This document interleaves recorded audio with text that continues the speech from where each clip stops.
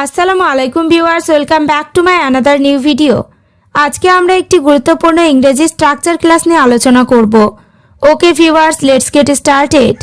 দেখা যাক কেমন করে সে এটা প্রমাণ করে। দেখা যাক কিভাবে তারা ইংরেজি চর্চা করে। দেখা যাক কিভাবে তুমি ইমেল আইডি বানাও। দেখা যাক কেমন করে এটা সম্ভব হতে পারে। আমরা দৈনন্দিন জীবনে এই ধরনের বাক্যগুলি ব্যবহার করে থাকি।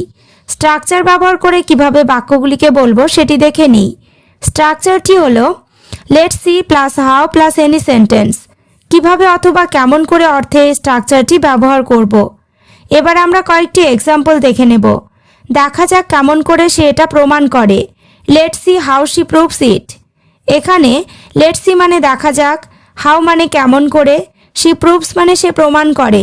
Let's see how she proves it মানে দেখা যাক কেমন করে সে এটা প্রমাণ করে।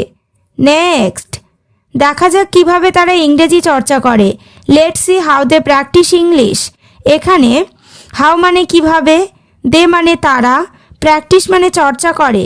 Let's see how they practice English মানে দেখা যাক কিভাবে তারা ইংরেজি চর্চা করে। নেক্সট, দেখা যাক কেমন করে এটা সম্ভব হতে পারে। Let's see how it may be possible.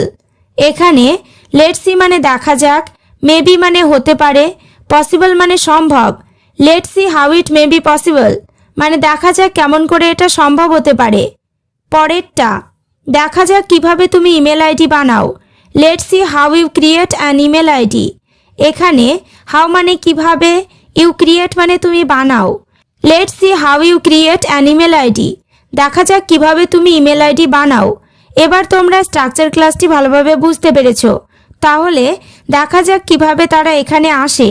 দেখা যাক কেমন করে সে এটা করতে পারে। বাক্যগুলি ইংরেজিতে কি হবে কমেন্ট করে জানিও। ওকে ভিউয়ার্স, আজ এই পর্যন্ত। চ্যানেলটিতে নতুন হলে চ্যানেলটি সাবস্ক্রাইব করো, লাইক শেয়ার কমেন্ট করতে ভুলো না।